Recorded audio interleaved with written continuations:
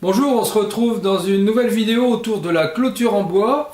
Alors j'avance pas à pas et tout doucement, suivant la météo qui est un peu capricieuse et mes cervicales qui ne le sont pas moins. Allez, c'est parti, on y va autour de cette clôture.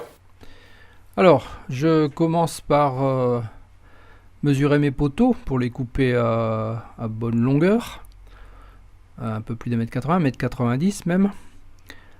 Là, je vais enlever cette partie qui est à droite et cette partie qui est à gauche. Ça va me faire de cette façon un T qui va me permettre de venir s'appliquer entre les deux panneaux. Vous verrez ça à la pause. Et ainsi masquer les bouts des planches et renforcer, rigidifier les côtés des panneaux. Voilà, et ça sera posé avec des tiges filetées sur les planches arrière. De cette façon, ça sera réglable dans tous les sens. Voilà, donc je vais enlever ça à la scie sur table. Et de cette façon, ça sera bien solide sur la clôture.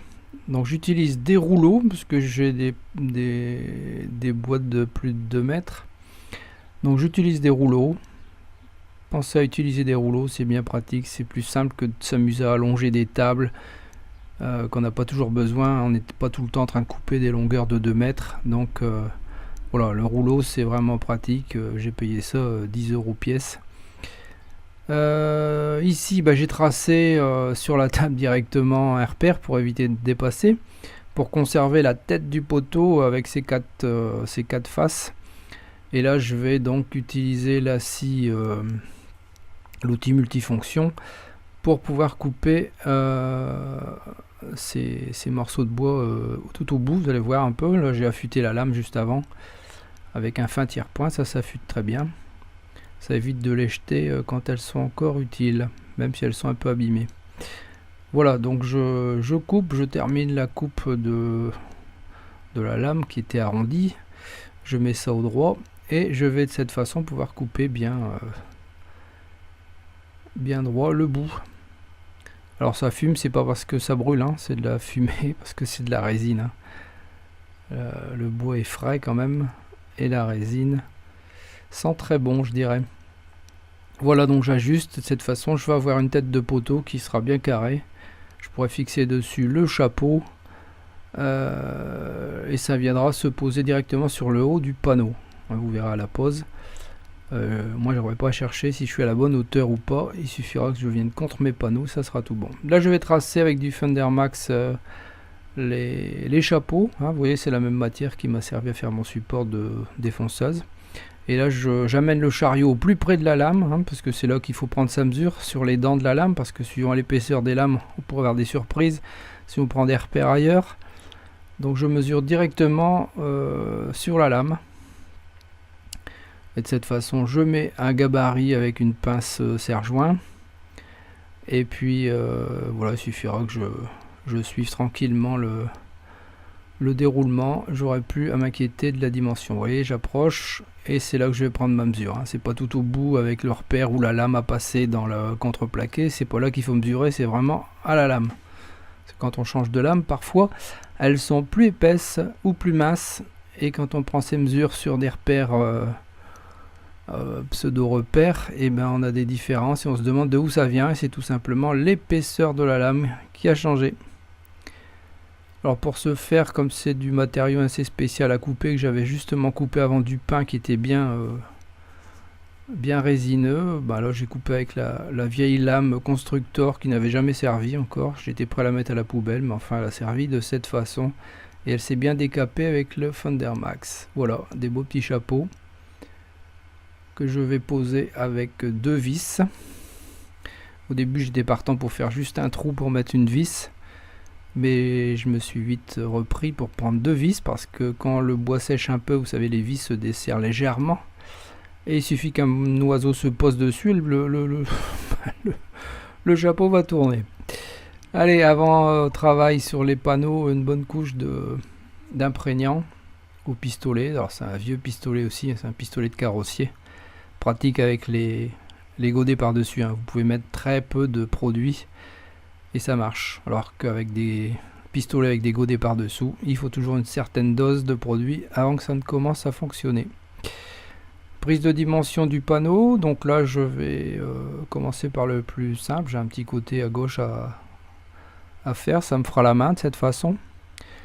Je prends la scie sauteuse, je vous explique pourquoi juste après, et je mets le déport par rapport aux règles, par rapport à la semelle de la scie sauteuse. Moi ça sera coupé bien droit. Ça peut être fait à main levée, mais vous savez ce que c'est qu'à main levée avec une scie sauteuse, on a vite fait d'avoir des ondulations magnifiques. Alors voilà, un règle, 2 serre-joints, et puis je vais pouvoir couper. Alors j'ai dû préparer la lame de la scie sauteuse avant, parce que vous voyez qu'il y a deux épaisseurs de panneau, et j'ai dû recouper la lame de scie sauteuse. J'ai fait une lame plus courte et qui va très bien de cette façon, qui évite de taper sur le fond. Voilà, je vous montre tout près. Vous voyez, j'ai coupé, j'ai enlevé 6 dents à l'extrémité de la lame. J'ai serré dans l'étau, je l'ai fallé 2-3 fois, ça a cassé tout seul. Et de cette façon, j'ai une lame plus courte et qui évite de taper sur ce qui est en dessous. Voilà, c'est juste pour ça, hein, et pas autre chose. Donc j'ai bien calculé ce qui sort et ce qui rentre, pour éviter que ça ne ressort et que j'ai plus de lame du tout sur mon morceau de bois. Voilà, de cette façon, je peux couper. Je ne tape pas sur le bois du dessous. La lame du dessous qui elle sera coupée quand j'aurai fait un demi-tour avec le panneau. Voilà, ainsi c'est droit jusqu'à suivre mon guide, et puis c'est tout bon. Alors pourquoi j'ai utilisé la scie sauteuse? J'aurais pu prendre une scie circulaire. Vous allez me dire, ouais, une scie circulaire ça aurait été plus vite, nanana. Mais une scie circulaire, on n'oublie pas que la lame ne tourne pas de la même façon qu'une scie sauteuse, et mes panneaux à droite, là, de chaque bout que je coupe devient un peu flottant. Ce qui fait qu'avec une scie circulaire, j'aurai comme un effet de kickback, parce que le panneau, voilà, je vous montre en gros plan, le panneau ferait ça au moment où la lame arriverait à le couper, et quand vous arrivez là avec une scie circulaire et que ça fait ce genre d'effet, c'est très dangereux, ça fait un kickback et vous maîtrisez plus votre scie, hein. Même si vous pensez être costaud, vous avez des gros muscles, ça sert à rien, hein. Le kickback va vous envoler avec et va vous emmener la scie n'importe où, hein. Il n'y en a plus d'un qui s'est fait avoir avec ça, même les plus connus.